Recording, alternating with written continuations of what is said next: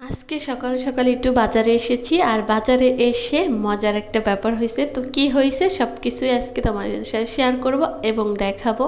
আমি চিংড়ি মাছ কিনতে এসেছি, তো অন্য মাছ পছন্দ হলে অবশ্যই নেব। হ্যালো এভরিওয়ান, আসসালামু আলাইকুম। কেমন আছো তোমরা? আশা করছি আল্লাহর রহমতে তোমরা সবাই অনেক ভালো আছো। আমি আলহামদুলিল্লাহ অনেক ভালো আছি। তো এই যে পছন্দ করতেছি কি মাছ আমি নেব আর একটু ভিডিও নিয়েছিলাম। এই যে হচ্ছে আমার সেই আর কি হাসির ব্যাপার।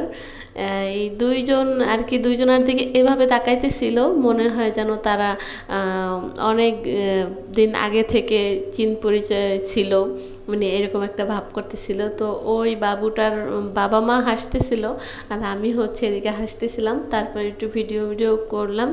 তারপর হচ্ছে বাসায় চলে এসেছি।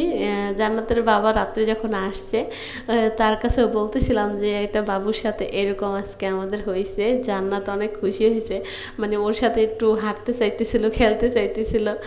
যাই হোক, এখানে বাসায় চলে আসছি আর মা হচ্ছে মাছগুলো একটু বের করে দেখতেছিল, বলতেছিল মাছের এত দাম। তো এখন হচ্ছে যেহেতু সব দেশেই আর কি বৃষ্টি চলতেছে, দেশের অবস্থা খারাপ, এই জন্য কিন্তু মাছের দামটাও অনেক বেশি। কারণ এই যে ছোট একটু গুঁড়া মাছ এখানে 100 টাকার মাছ ছিল, পোমা মাছ মাত্র 3টা মাছ সেটাও 100 টাকা ছিল, আর হচ্ছে 200 টাকার চিংড়ি মাছ, মানে সেটা দেখে একদম পছন্দ হবে না। তো সেটাই দেখে বলতেছিল এইগুলা দেশের কি অবস্থা হয়েছে, কি আর করা যাবে, এভাবেই খেতে হবে। যাই হোক, আমার পছন্দের মাছটা কিন্তু খুব সুন্দর করে প্রথমেই রান্না করে নিলাম, কারণ এটা যেহেতু ছোট মাছ নরম হওয়ার সম্ভাবনা থাকে বেশি, তাই হচ্ছে আমি এই গুঁড়ো মাছটাকে আগে রান্না করে নিলাম। এখন হচ্ছে একটু এই মাছটা ভেজে নেব, মানে পোমা মাছটা হালকা করে ভেজে নেব। আর এই পোমা মাছটা আমার একদম পছন্দ না, আমি শুধু রান্না করি, জান্নাতের বাবা পছন্দ করে খায় এবং মাও পছন্দ করে খায়, তাদের জন্য। আমার একদমই অপছন্দের একটা মাছ এই মাছটা। তো কী আর করা যাবে, যতই অপছন্দ হোক না কেন রান্না তো করতেই হবে, যেহেতু হাজব্যান্ড পছন্দ করে। তো এই যে মাছ ভাজা শেষ, গুঁড়া মাছ রান্না করাও শেষ।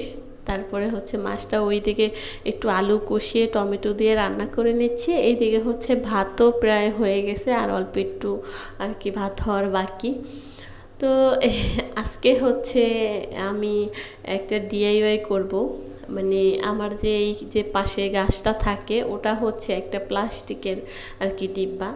তো আমি বুঝতে পারি নাই যে এই রঙটা বসবে না, তো আমি হচ্ছে রং টং করে সুন্দর করে করেছি, মাশাআল্লাহ যতটুকু আর কি পেরেছি চেষ্টা করেছি। তো সেটা আসলে হয় নাই। যাই হোক, এখনও কিন্তু জানালার উপরে আছে। আর আজকে আমি অনেক অনেক কাজ করেছি। ঈদ চলে এসেছে, এখন তো হচ্ছে সব কিছু পরিষ্কার করতে হবে। আর এইখানে এই যে ডিমের খোসা আমি রাখি, তো দেখলাম কয়েকদিন ধরে একটু বেশি ময়লা হয়ে গেছে, এখন হচ্ছে পরিষ্কার করার দরকার। আর এটা আমি প্রতিদিন করে থাকি, তারপরেও 2-3 দিন হচ্ছে ডিমটা খাওয়া বেশি হয়েছে। আর এখানে রাখি আমি মূলত শুকাইতে, কারণ বারান্দায় যদি রাখি বাবু হচ্ছে দৌড়ে যায় ফেলে দেয়, বারান্দার অবস্থা খারাপ করে ফেলে। তাই আমি হচ্ছে সহজভাবে জানালার উপরে রাখি, এখান থেকে যখন শুকিয়ে যায় তখন আবার হচ্ছে একটা পলিতে করে রেখে দেই, গাছ লাগানোর সময় গুঁড়া করে হচ্ছে গাছের পাশে আর কি দিয়ে দিই। যাই হোক, বকবক করতে করতে আমার এই যে শাপলা তরকারিও প্রায় হয়ে গেছে। এখন হচ্ছে কতগুলা থালা বাসন হয়ে গেছিলো, সেগুলোও শুকিয়ে গেছে, ওইগুলো হচ্ছে একটু গুছগাছ করে রাখতেছি। আর ভিডিওটা লং হবে এই জন্য হচ্ছে একটু ফাস্ট করে দিছি, তো আমি অনেক দ্রুত কিন্তু কাজ করতেছি। তারপরে ওই থালা বাসনগুলো রাখার পরে এইদিকে আবার আমার রান্না বাড়া শেষ। এখন দেখলাম আবার অনেকগুলা থালা বাসন হয়ে গেছে, তো সেগুলো আবার হচ্ছে ধুয়ে নিচ্ছি। তো এই পর্যন্ত এসে প্রতিদিনের মতো সেই ছোট্ট রিকোয়েস্টটা করে নেব আমার প্রিয় সকল আপু ভাইদের কাছে। এই পর্যন্ত আমার ভিডিও দেখেছো কিন্তু একটা লাইক করতে ভুলে গেছো, প্লিজ মনে করে একটা লাইক দিয়ে দিবে, কারণ একটা লাইক আমার কাছে অনেক মূল্যবান। যাই হোক, এই যে থালা বাসনগুলো ধুয়ে নিচ্ছি। আর এই বোতলটাতে কিন্তু এখন আর পানি খাওয়া হয় না, এটাকে আমি হচ্ছে চাইল ধোয়া পানি নিয়ে গাছের গোড়ায় দেই, তা একটু সুন্দর করে ধুয়ে রাখতেছি।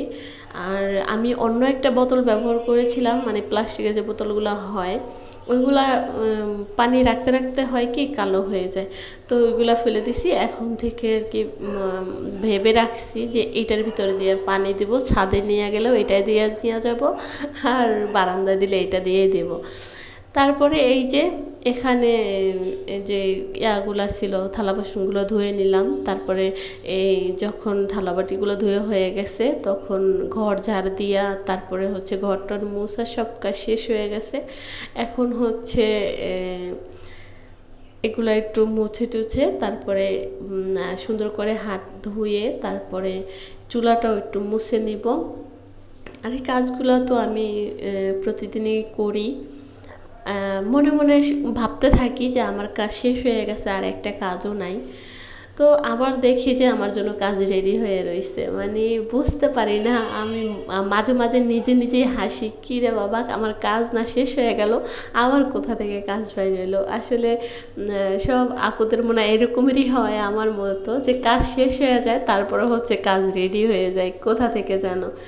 যাই হোক, এই যে জ্বালানাটা যেহেতু একদম চুলার সাথে, একটু তেল কাজটা হয় বেশি। আমি প্রতিদিন মোছার চেষ্টা করি, তারপর ওই যে জ্বালানাগুলো একটু বেশি ময়লা হয়, তো কয়েকদিন পরে পরে আবার কি করি, এগুলা সুন্দর করে একটু হালকা গরম পানি নেই, একটু ভিম লিকুইড নিয়ে তারপর হচ্ছে এগুলা সুন্দর করে একটু ডলে মলে একটু পরিষ্কার করি, তো আবার হচ্ছে ফর্সা হয়ে যায়। যাই হোক, সব কাজ শেষ করে গোসল শেষ করে এখন হচ্ছে চটপট খেতে বসে গেছি। অনেক ক্ষুধা লাগছে পেটে, তো গুড়া মাছ দেখলে তো আমার তার একদম লোভ সয় না। তো গুড়া মাছ দিয়ে আমি চটপট করে ভাত খেতেছি। আর বাইরে এত শব্দ, এই ভয়েস দিতে আমার কিন্তু অনেক সময় লাগতেছিল, কারণ বাবু ঘুমায় গেছে। আর আমি ভাবলাম যে আমার ভিডিওটা রেডি করে রাখি, না হলে ওই যতক্ষণ সজাগ থাকে অতক্ষণ তো আসলে একটু বিরক্ত করে, ওকে রেখে আর ভয়েসটা দেওয়া যায় না। যাই হোক, এখন হচ্ছে আমার বাসায় যে আপাটা কাজ করে সে হচ্ছে আসছে, অন্য বাসায় আর কি পাশের বাসায় আসছিল, তো আমার বাসায় আসছে। গল্প করতে করতে তাকে জিজ্ঞেস করলাম ভাত খাইছি কিনা, সে বলল না এখনও ভাত খায় নাই, সন্ধ্যা হয়ে গেছে। তো তাড়াতাড়ি তাকে হচ্ছে ভাত দিলাম। আমি কি তাড়াতাড়ি আগে ভাত খাই আনান তারপরে অন্য কিছু। তো সে ওইদিকে ভাত খাচ্ছে আর আমরা চা খাবো, সেই চাটা হচ্ছে আবার রেডি করলাম। তারপরে এই যে এই ফুলগুলো কিন্তু আমি ধুয়ে রেখেছি, ভিডিওটা অনেক বড় হয়ে যাবে তাই এটা ধুয়েছি, ওটা আর দেখাইনি। যখন থালা বাসনগুলো আমি ধুয়ে নিচ্ছি তো তখনই হচ্ছে এই ফুলগুলো সুন্দর করে ধুয়ে নিয়েছিলাম। আর জান্নাতের বাবার কথা তো সেটা কি বলবো, একটু যদি ময়লা দেখে তাহলে হচ্ছে ডাক দিতে থাকে, তো ডাক যেন না দেয় তার আগেই হচ্ছে আমি সব কাজগুলো করে রাখি। তার এই ফুলটা আমি এখন তো চুলার উপরে রাখি, কারণ ওই যে একটা আগে যেই সরকারি গ্যাস ছিল সেই জায়গাটা ঢাকার জন্য এবং সুন্দর দেখানোর জন্য আমি এই ফুলের গাছটা এখানেই রেখে দিচ্ছি।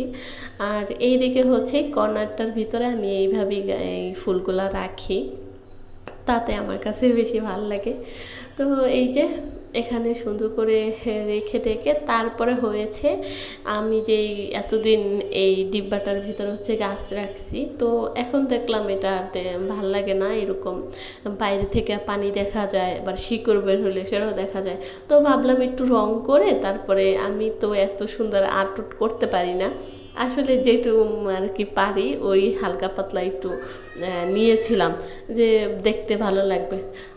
সেটা তো আসলে প্লাস্টিকের জিনিসে যে রং, এই রংটা বসে না, আমি কিন্তু সেটা বুঝতে পারি নাই।